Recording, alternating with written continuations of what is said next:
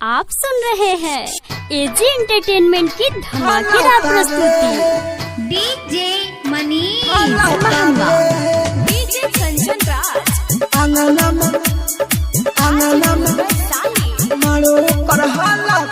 DJ Manish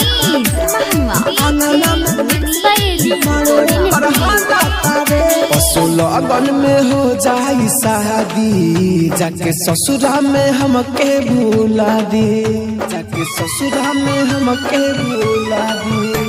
लगन में हो जाई शादी, जाके ससुरा में हमके भूला दी। देखे चल जाई गमई सोचतानी हम, देखे चल जाई गमई सोचतानी हम। बात मनवा में चलता रे, चिंता से देह हमर गलता रे। आंगना में मारो कर हलता रे, चिंता से देह हमर गलता रे। आंगना में मारो कर हलता रे। आप सुन रहे हैं एजी एंटरटेनमेंट की धमाकेदार प्रस्तुति। आंगना में डीजे मनीष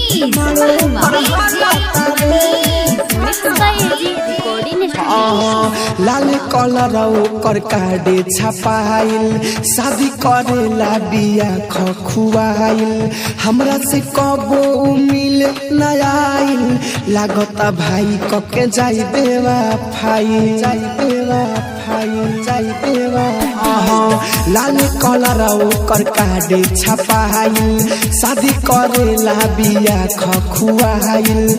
हमरा से कबो मिले न आइल, लागता भाई कके जाई देवा फाई, देवा।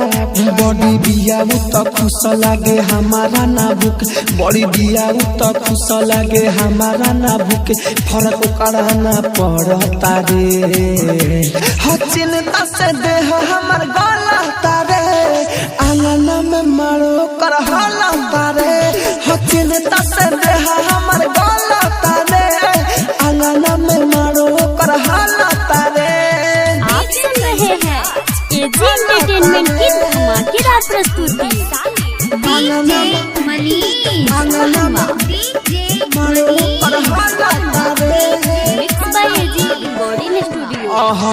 अमित मुकेश कैसे मन के मनाई, किनके खियले जलेबी मिठाई।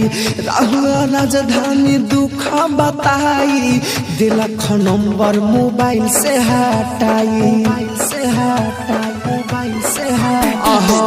अमित मुकेश कैसे मन के मनाई, किनके खियले रहे वो मिठाई।